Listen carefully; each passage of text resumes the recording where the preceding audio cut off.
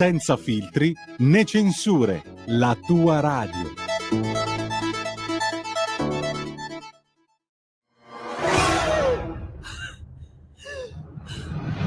Pensa a respirare.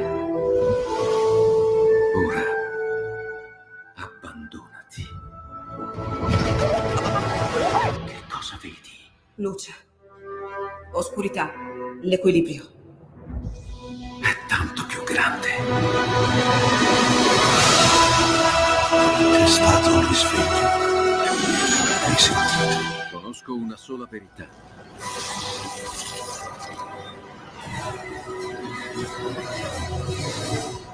Movie Time ti fa entrare nel vivo del cinema, ti fa sentire come se fossi tu il protagonista. Time after time.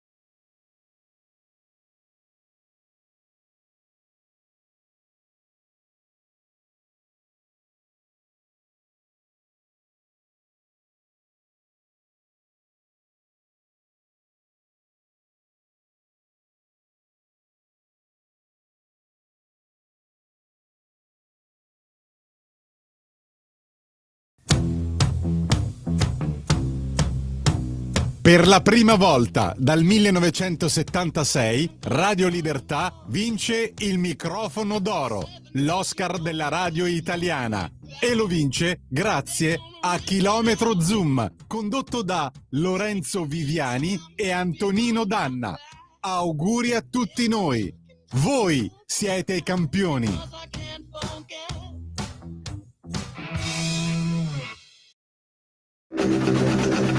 Va ora in onda Chilometro Zero, agricoltura, pesca e ambiente, a cura di Lorenzo Viviani.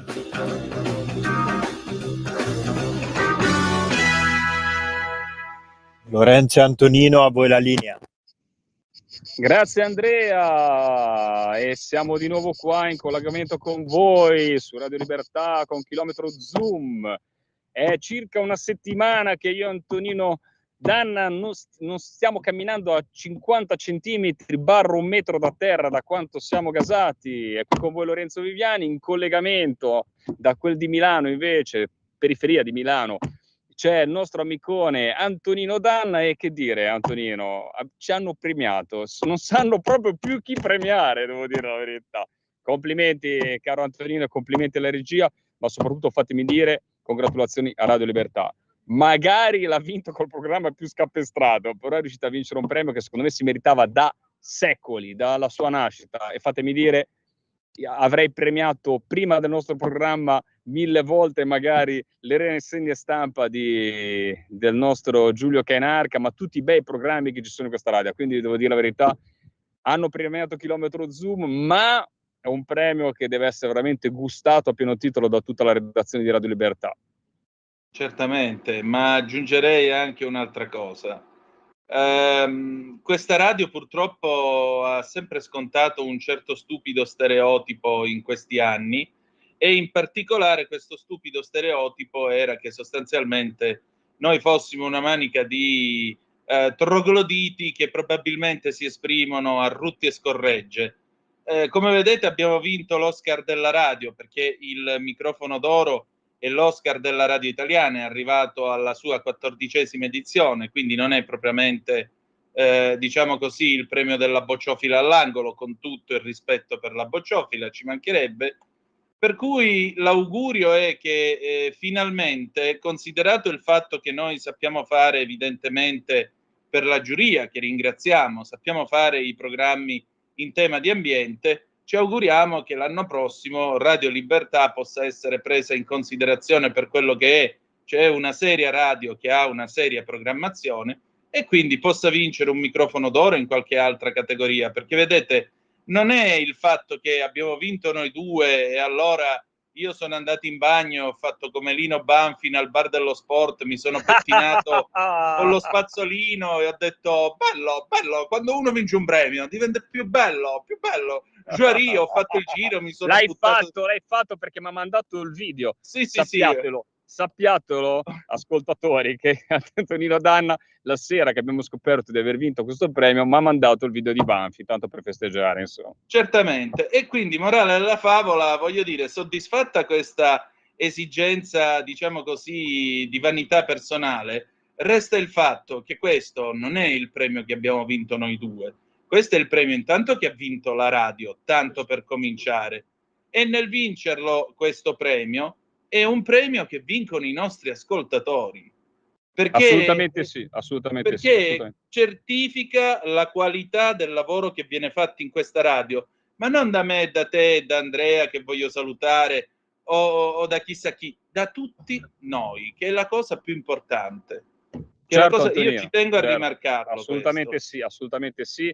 E fammi dire, lo penso proprio, insomma, io sai che la prendo sempre come mi piace, amo fare la radio, amo stare con te questa ora, amo stare con i radioascoltatori, ma per me, diciamo, è diverso da te, forse, che naturalmente te sei un professionista, io mi sento sempre un dilettante allo sbaraglio, come quelli che andavano alla corrida, però insomma mi diverte da morire e non rinuncerei mai, cerco di rinunciare mai all'ora che passo su Radio Libertà. Detto questo, ci sono dei programmi che io devo dire la verità, ecco, la cosa che non avrei mai pensato nella vita, Antonino, è vincere il microfono d'oro, prima di tutto, ma soprattutto vincerlo insieme, con un programma, con la radio che ho portato sempre nel cuore. Guarda, io cose, diciamo, un po', la vita, quando ti impegni qualcosa succede sempre nella vita ed è sempre bello, ed è sempre una sorpresa.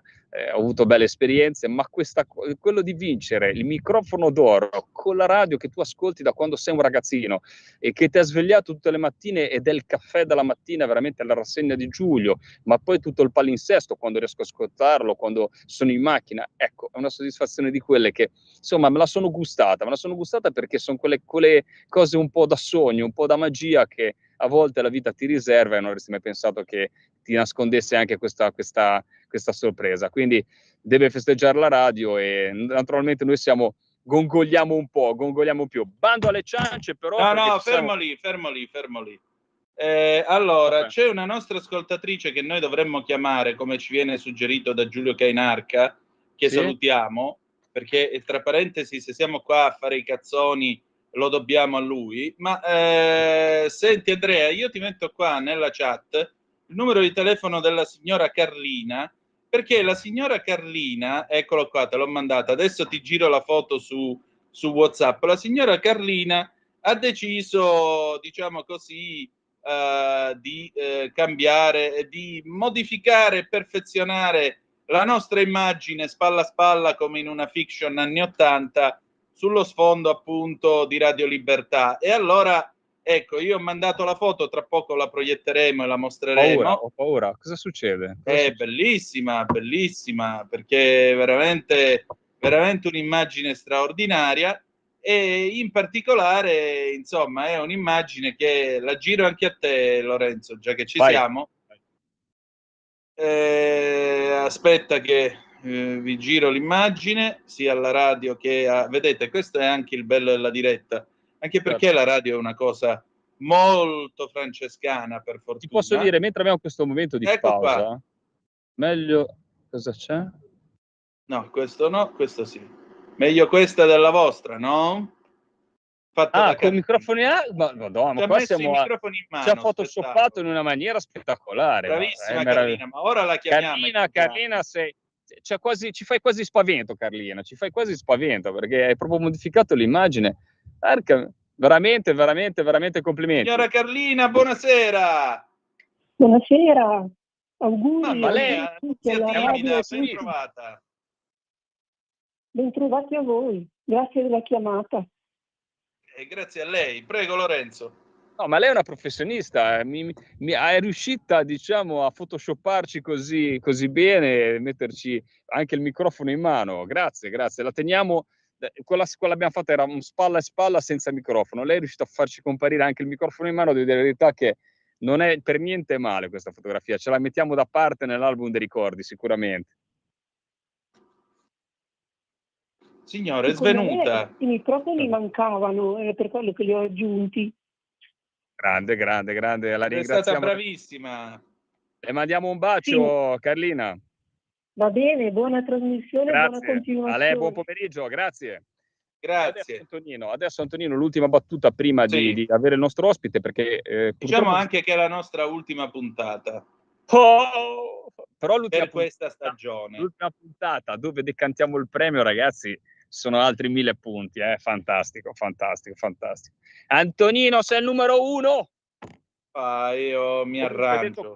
Detto questo, fatemi dire che anche l'unico apprezzamento, io veramente la prendo solamente con la critica, anche quando si vince si fa sempre critica, però hai detto delle parole sagge. Questa radio molte volte viene presa come una radio goliardica, no? Radio Libertà, almeno anche in passato, no?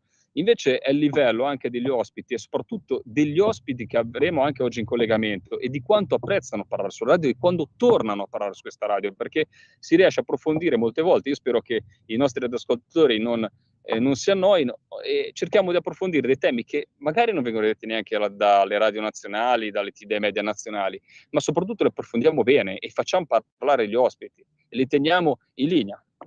E infatti ce l'abbiamo. Sì, perché oggi purtroppo, caro Antonino, ritorniamo a parlare di un problema che, abbiamo già purtroppo esaminato su queste frequenze, che è il problema che sta affrontando il Sud Italia in generale, ma soprattutto la Sicilia, cioè il fenomeno della siccità. È per quello che abbiamo il nostro ospite, che è il dottor Valenti. Salve, dottor Valenti, è in linea? Sì, buonasera a tutti. Buonasera. Bentornato. Buonasera. Grazie carissimo intanto per essere di nuovo con noi. Purtroppo le notizie che abbiamo sui giornali ci aveva già parlato delle problematiche legate alla mancanza di acqua, al caldo torrido, insomma al clima che in quest'anno, soprattutto per quanto riguarda la prima, la stagione che si va proprio a chiudere, che è quella del frumento, non ha dato tregua. Com'è la situazione in questo momento? Purtroppo devo dire che dall'ultima volta che ci siamo sentiti le cose non sono migliorate, sicuramente nell'areale colpito dall'evento siccitoso. Le situazioni che ci aspettavamo purtroppo sono state confermate. Le produzioni sono pressoché zero in determinati areali, Le meticrebbie non entrano nemmeno in campo perché il grano non esiste, la spiga o è troppo basso, quindi non riescono a raccogliere. Dove si raccoglie le rese sono veramente ridicole, parliamo di 5 quintali a ettari, 2 quintali a ettaro, quindi diciamo che per noi che siamo abituati a quantitativi ben più elevati, quest'anno non riusciamo a raccogliere nemmeno le sementi che abbiamo impiegato nella semina. Ecco, prima di lasciare la parola a Antonino volevo fare una riflessione, perché sul clima c'è poco da fare per certi sensi, ma quello che manca, e soprattutto sentendo anche diciamo quello che viene fuori anche dalle varie la cabina di regia che c'è proprio sull'emergenza idrica, comunque sia tutto quello che si parla a livello politico, il problema della Sicilia è proprio anche il problema infrastrutturale, cioè riuscire a far arrivare l'acqua. Mi viene da pensare, abbiamo paesi come Israele che hanno insegnato a fare fiorire il deserto. Lì non è certamente un deserto, anzi è un territorio che è molto fertile anche come terreno, è particolare. Ecco, cosa servirebbe, ecco, dal punto di vista infrastrutturale per cercare di combattere, di non avere un anno davanti ulteriormente con questo cataclisma che vi ha coinvolto e che purtroppo sarà poi oggetto naturalmente di problemi che andranno alla lunga, di perdite dal punto di vista agricolo e di tutto quel can che poi nascerà cercando di trovare naturalmente delle risposte anche a livello politico con dei fondi per cercare di curare l'emergenza. Sì, assolutissimamente avete detto un po' già tutto voi, nel senso che noi abbiamo una carenza infrastrutturale, abbiamo forse sempre sottovalutato questa problematica, pensando che l'acqua potesse essere un bene inesauribile. Purtroppo quest'anno ci siamo accorti che non è così. La carenza di pioggia e specialmente di neve sulle catene montuose della Sicilia ha determinato un abbassamento delle falde freatiche, per cui le dighe non si sono riempite, anzi si sono svuotate per quello che già contenevano. Siamo già ai minimi storici, molte dighe già le stanno chiudendo, non riforniranno più sicuramente per il campo agricolo, tutto ora verrà destinato al consumo umano. Purtroppo stiamo vivendo una drammaticità per quanto riguarda gli allevamenti, perché la situazione in alcune aree inizia a essere veramente drammatica, non si riesce a reperire quasi più l'acqua. Gli allevatori sono molto preoccupati, già si pensa a un piano di abbattimento dei capi. Questo sicuramente ci dà il polso di quella che è la situazione. Per quanto riguarda il governo regionale, settimana scorsa ha decretato lo stato di circostanza eccezionale dovuto appunto alla siccità. Questo consentirà sicuramente degli interventi forti, io spero in tempi brevi, perché oggi il fattore tempo è quello che noi non abbiamo più, il tempo non è più a favore nostro, purtroppo le temperature stanno ritornando a salire nuovamente, quindi questo favorisce comunque l'evapotraspirazione dei bacini. Cosa si sta facendo? La Regione ha messo in campo, sta mettendo in campo un po' tutte quelle che possono essere le misure di risparmio idrico, stanno razionalizzando già l'acqua in diversi comuni, in diversi centri, e si sta cercando con quella che è la politica regionale di capire, stanziando dei fondi, di poter andare a effettuare delle ricerche idriche, dissalatori. Noi purtroppo siamo un'isola ed è paradossale non avere l'acqua, quindi queste sono le misure che il governo già ha annunciato, perlomeno quello regionale, ma la situazione è paradossale perché io ritengo che chi non vive e chi non vede realmente quello che noi stiamo vivendo forse difficilmente riesce a capire, perché noi di contro vediamo il nord Italia inondato. E questo purtroppo è quel figlio di quel cambiamento climatico che stiamo vivendo in questo momento. Dottor Valenti, sono Danna. Senta, volevo chiederle questo, posto che mentre lei parlava abbiamo ascoltato fuori in Liguria, da dove trasmette Lorenzo, le cicale, mi è venuto in testa il Gattopardo, Tomasi di Lampedusa, quando dice era il canto della Sicilia riarsa che aspetta invano la pioggia. E appunto, mentre aspettate invano la pioggia, il conto dei danni a quanto assomma per ora? Abbiamo stimato già, siamo circa 3 miliardi. Andiamo bene, andiamo. 2 miliardi, 2 milioni e 6, 2 milioni e 7, quasi 3 milioni. 3 Ma milioni di pensate euro. che noi già abbiamo settori in crisi come la viticoltura, nei centri colpiti dalla siccità, non si raccoglierà uva sicuramente, non si raccoglieranno olive perché le olive già sono in forte stress, per Addirittura. cui sì, noi già nelle aree colpite dalla siccità non avremo sicuramente vendemmia da poter effettuare e raccolta delle olive. Oggi notizia su TG3 regionale, su Catania stavano tagliando alcuni agrumeti e quindi le piante venivano capitozzate totalmente perché si va a favore di una riduzione di superficie consentendo la sopravvivenza di una parte degli agrumeti. Quindi questo vi dà il polso della situazione. Per quanto riguarda l'orticoltura vi posso preannunciare che pure quella che noi effettuiamo in Siccagno, noi abbiamo delle varietà di pomodoro, ad esempio Siccagno, quindi che non abbiamo mai irrigato, nemmeno queste sono riuscite ad attecchire, quindi le piantine trapiantate andando a fare un'irrigazione di soccorso dove possibile non riescono a crescere, stanno seccando anche loro, quindi non c'è un settore al momento dove vediamo una prospettiva di reddito. Andiamo bene. Senta, ma mi dica una cosa, le dighe, la Sicilia, quante dighe dovrebbe avere in più per riuscire a rispondere a questa emergenza? Io non credo che sia una questione di quantità di dighe, perché ritengo che pure quelle che già sono esistenti o quelle che si sono iniziate negli anni e poi non si sono completate potrebbero sicuramente essere soddisfacenti a quelle che sono le nostre necessità.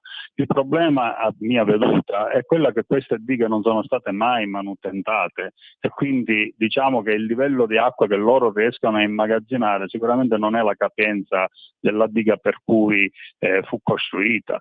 Non solo, ma poi, come è sotto gli occhi di tutti, noi abbiamo una rete idrica che purtroppo, mi scusate il gioco di parole, fa acqua da tutte le parti. E in un momento così ci siamo resi conto di quella che è la nostra fragilità. Noi non abbiamo forse veramente mai creduto al problema idrico. I dissalatori che negli anni abbiamo avuto, oggi ci siamo resi conto che non sono utilizzabili.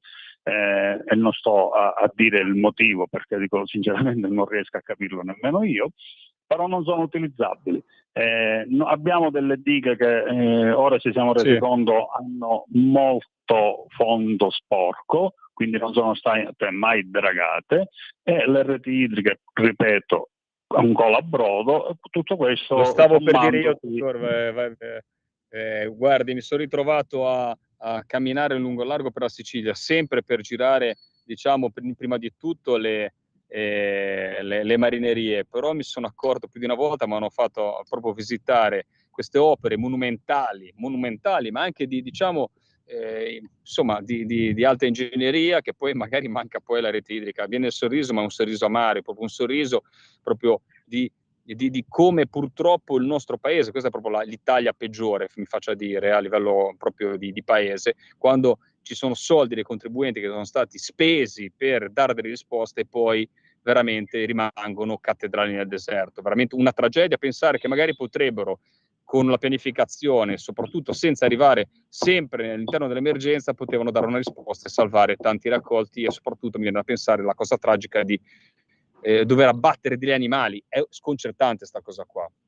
E ne citiamo una di queste dighe pronte ma non collegate o abbandonate per strada durante la costruzione, che è come avere un po' una Ferrari ma non avere la benzina dentro il serbatoio. Mi corregga se sbaglio, dottor Valenti, non è la diga Bonpensiere? Questa è una, Blufi, però ce n'è un'altra nel cuore delle Madonie, che è la diga di Blufi, una diga che tanti anni fa fecero gli espropri su un areale ricco di coltivazione orticola in pieno campo, che furono appunto eliminate per far posto a questa diga che iniziò la sua opera ma che non ha mai visto il termine dell'opera stessa e che manda a mare tutta l'acqua che in realtà dovrebbe essere trattenuta nella diga. Quindi di esempi, come ne avete già citato qualcuno voi, ce n'è tantissimi, opere incompiute, opere che oggi avrebbero consentito a noi siciliani esattamente di poter sopravvivere a questo evento catastrofico, assolutamente. Che Pazzesco. bellezza. Dottore Valenti, noi ci risentiamo sicuramente perché terremo naturalmente ora anche nella parte estiva di questa trasmissione, cercheremo comunque sia di mantenere l'approfondimento e purtroppo di continuare, cercheremo di tenere questo faro acceso, purtroppo faro acceso no, perché fa caldo anche il faro rispetto alle temperature, quindi cercheremo di tenere questa luce diciamo accesa e dal nostro piccolo portare queste istanze. Sicuramente non vi possono lasciare da soli, perché purtroppo, vedete, il grande problema di non programmare, di non fare tutte queste cose, mi faccia dire dottore, che poi bisogna correre ai ripari, naturalmente perché semmai muore il settore agricolo e quindi con i fondi. Quindi è meglio spendere prima, spendere meglio e non dover poi tirare i soldi con dei sussidi. Questo mi sembra l'ABC, purtroppo è un paese che forse non l'ha ancora imparato e lo imparerà forse un giorno, ma a sue spese. Grazie dottor Valenti, la salutiamo e un grande in bocca al lupo. Vi condivido solo con una frase detta ieri da un agricoltore: mentre il medico studia, il malato muore. Mentre un medico studia, un malato se ne va. Sì, traduzione in siculo. Esattamente. Assolutamente. Ora la spieghiamo agli ascoltatori. Grazie tante. Grazie a voi, una buona serata. Ecco, allora, Antonino, questo proverbio è il proverbio citato dall'agricoltore: mentre un medico studia, un malato se ne va. È molto semplice, cioè mentre si discute del nulla si finisce per perdere tempo in quisquilie. Quindi c'è una chiamata da casa, sì, aspetta un attimo perché il bello è la diretta. Sì, pronto? Sono in diretta. Ecco. Sono in diretta. Vediamo se qualche cretino è in grado di capirlo questo concetto. Com'è che hai detto? Sono in diretta. Sì, ma sai, qualche cretino non riesce a capirlo purtroppo, non ci posso fare niente. Bene così, niente, no, bene per niente, bene, guarda, ti viene una rabbia a sentire queste cose, anche perché proprio la Sicilia, soprattutto se uno la conosce dal punto di vista agricolo, ne conosce sicuramente anche il potenziale, il grande potenziale che ha di essere il nostro, diciamo, orto di primizie a livello italiano, altro che Spagna, altro che fare arrivare i frutti, addirittura col clima che c'è adesso potresti... si sta studiando e mi sembra che qualche cultura sia stata già insediata anche dei frutti esotici, anche quelli diciamo più costosi, quindi insomma si potrebbe veramente fare tanto e rimaniamo sempre col culo per terra, però fammi dire Antonino. Sono le 17:56, cari ascoltatori, tra pochi minuti avremo il nostro direttore, ma nel frattempo Antonino? Nel frattempo 02 per Freddie Mercury, We Are the Champion. Giusto, ci stava. Ma infatti Frank Zappa, se tu guardi il copione, caro ragazzo... Secondo me l'abbiamo vinta anche per Frank Zappa, perché siamo gli unici coraggiosi a pubblicare e a mandare in onda Frank Zappa. Ecco qua, questo è il copione. Dovete sapere che ogni volta che va in onda Zoom, eccetera, eccetera, c'è il copione e nel copione chiaramente ci sono le canzoni e tutto il resto. Ecco, ora, dottor Viviani, onorevole Viviani, noi abbiamo Frank Zappa, per la precisione, dopo Liberamente del direttore Giovanni Sallusti, però abbiamo ancora 3 minuti, 029294 7222, se volete telefonare. Telefonata, vai. Ci abbiamo telefonate, Andrea? Niente? Oppure zappe? 340-670-9659? Al momento nessuna telefonata. Controllo il WhatsApp ora. Benissimo, grazie. Intanto diamo un'occhiata all'ANSA.